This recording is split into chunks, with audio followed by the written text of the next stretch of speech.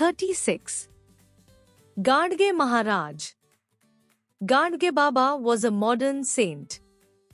He lived many years ago, but he is still remembered for the great work he did in thousands of places.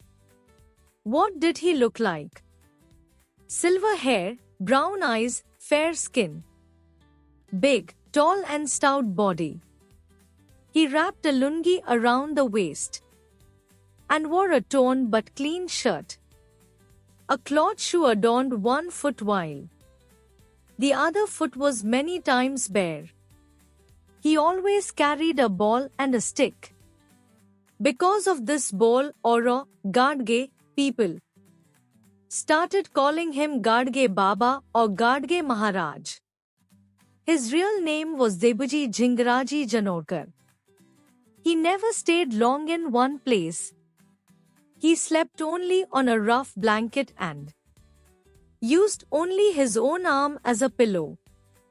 He roamed from village to village, spreading his message of cleanliness, humanity and the importance of education. He was not bothered by hunger or thirst. What he liked was bhajan, kirtan and teaching people. Thousands of people flocked to listen to his kirtan. His kirtans used to be very lively. He would not simply give lectures. He would often put questions to the audience to keep up their interest. Then he would show them how absurd they were in their words and actions. For example, he would ask, "How many gods are there?" 1. You worship Khandoba, Mahasoba, Viroba and Wetal and so on. You worship many more, don't you? Yes. Your actions show that you believe that there are a number of gods. And yet you said a little while ago that you worship one God. Were you asleep then?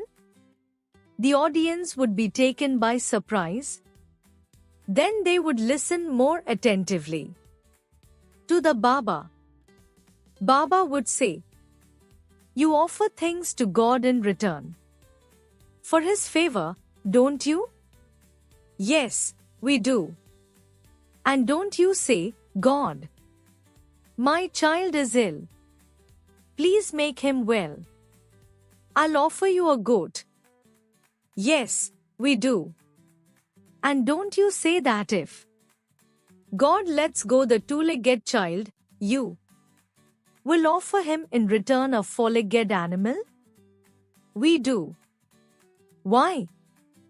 Can God who created this world be so cruel? Can He be so greedy? Can He be bribed?" "No."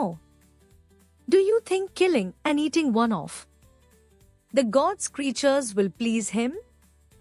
Will He bless you for that?"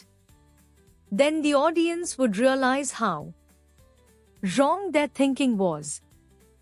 They would promise to be more thoughtful. After the kirtan, people flocked to touch Gadge Baba's feet. But he wouldn't allow anyone to do that. He didn't like people touching his feet. As soon as the kirtan was over, he sped away, leaving the crowds far behind. Develop good qualities. That's all. There's no point in touching my feet, he said. Baba followed one rule to the end of his life. Wherever he went, be it a village, town or small settlement, he asked for sturdy brooms, spades and pans. Then he would sweep and clean the whole area. Soon, other people joined him. But he did not wait for that to happen. He started sweeping and cleaning the place himself. And if any bystander tried to bow to Baba while he was busy in this work, that person would get a smack of the broom on the back. You don't do any of this work yourself. And when somebody else tries to do it, You put yourself in the way. Move aside.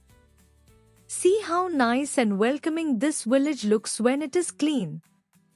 If you visit a holy place in Maharashtra, like Pandharpur or Nashik or Dehu or Alandi, you will see the work Gadge Baba did in these places. He himself worked hard, asked for help and built free boarding places, ghats on the rivers, and water spouts for the poor, helpless, disabled and the needy. He started places that offered food free of cost. He built schools, colleges and hostels for children. He saw God in the poor and miserable people. Serving these people was his way of serving God.